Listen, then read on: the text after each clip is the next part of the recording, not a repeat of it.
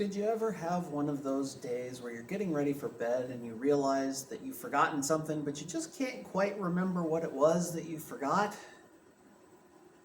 Yeah, I had one of those days yesterday.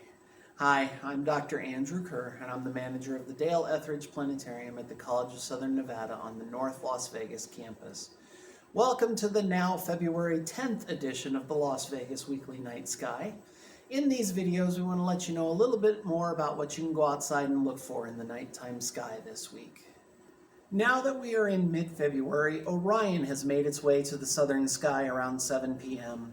If you look closely at the picture, you'll also see that Uranus is out there not too far from Taurus the Bull.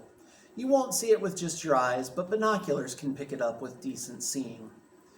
I've zoomed out a little in this image to get a few more stars in the field of view. Surrounding Orion is something known as the winter hexagon, or the winter circle, depending on who you ask. Starting at the bottom of the image with Sirius, move up and to the left to get to Procyon. Move up again to Pollux and Castor. If you have a hard time knowing which is Pollux and which is Castor in Gemini, Pollux is closer to Procyon, and both start with the letter P. Castor is on the side with Capella, which also starts with the letter C. Capella is the next star in the hexagram. Start working your way back down to Aldebaran in Taurus, continue down again to Rigel, and then on around to Sirius. You may be saying to yourself, but that's 7 stars. How can it be a hexagon? We really count Pollux and Castor as one vertice of the 6-sided figure. Saturn is sinking fast in the west, but we are gaining Mercury and Venus. With a clear view to the west, you should be able to start seeing Venus just after sunset, especially near the end of the week. It's pretty low, however, and you'll need to be out there just as it's getting dark to have a chance to find both it and Mercury.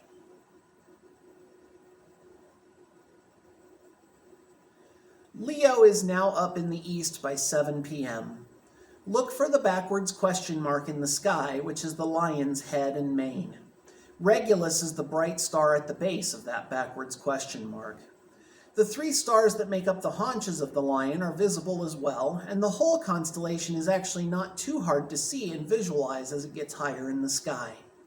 Leo Minor, on the other hand, requires a good deal of imagination to see a little lion there. As long as I remember that we have Monday off next week and actually need to make my video on Friday, join us again next week for some new weekly sky highlights. I look forward to seeing you at the planetarium.